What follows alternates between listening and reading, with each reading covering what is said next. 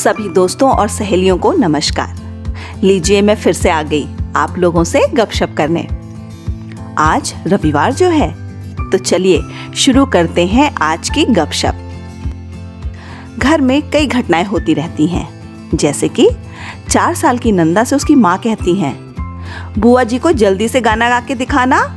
दिखाओ, अरे दिखाओ।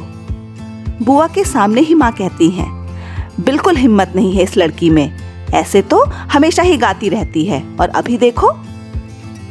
इसी तरह एक और घटना, राघव के पिता राघव से कहते हैं, ये तुम्हें कितनी बार बताया है तो भी तुम्हें याद नहीं रहता।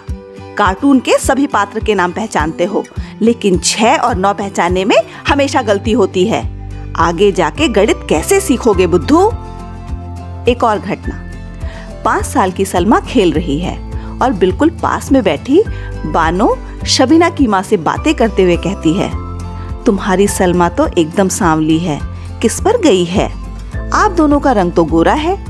क्या बच्चों के साथ ऐसी घटनाएं होते हुए आपने देखा है?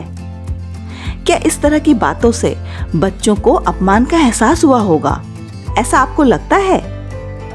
शायद बच्चों के मन में आया होगा, मुझे आता नहीं है, मैं कर नहीं सकता, या मैं अच्छी नहीं दिखती।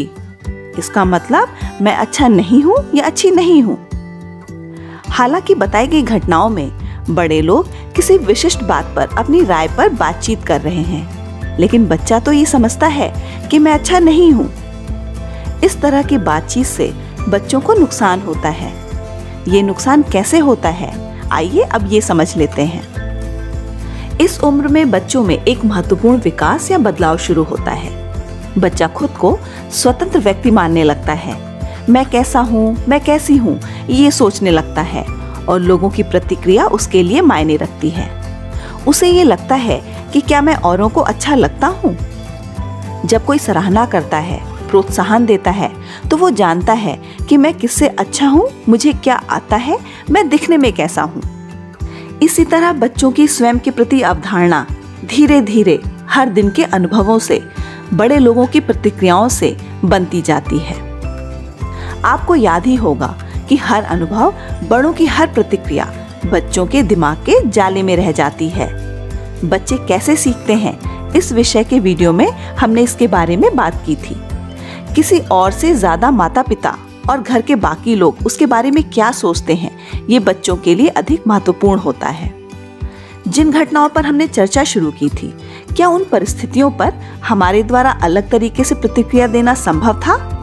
जैसे 2 बार कहने के बाद भी अगर नंदा नहीं गाना चाहती है, तो माँ समझ जाती है कि अभी वो दूसरों के सामने गाने के लिए तैयार नहीं है, और माँ कह सकती थी, तुम गाना गाओ, अगर कुछ भूल गई तो मैं तुम्हें बताऊंगी, या ठीक है अभी तुम्हारा मन नहीं है, तुम गाना चाहोगी तब बता देना। इसी तरह दूसरी घटना, राघव 6 और 9 में फर्क नहीं कर सकता। ये जानने पर पिता उसे समझाते हैं, देखो ठीक से 6 आंकड़े का मुंह कहाँ है और 9 का कहाँ है, क्या दोनों तुम्हारे हाथ के एक ही तरफ है?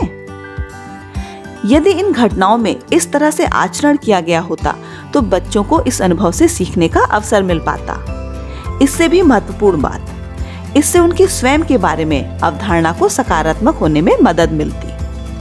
जिन बच्चों की स्वयं की अवधारणा सकारात्मक होती है, जैसे मैं अच्छी हूँ या अच्छा हूँ, मैं कर सकता हूँ या कर सकती हूँ, मैं घर वालों को अच्छा लगता हूँ, इससे उनमें आत्मविश्वास आता है। वे खुश रहते हैं, गलती हो जाने के डर से अनुभव लेने से कतराते नहीं हैं, अलग अलग समस्याओं का सामना करते हैं, रिश्ते बनाते हैं। आप भी मानेंगे कि ये सभी बातें जीवन को अच्छे तरीके से जीने के लिए कितनी जरूरी हैं, और इनको बढ़ावा देने में आपकी भूमिका बहुत ही महत्वपूर्ण और निर्णायक होती है। इसीलिए एक माता पिता और अभिभावक के रूप में हमें हमारे बच्चों को सम्मान देते हुए बड़ा करना है।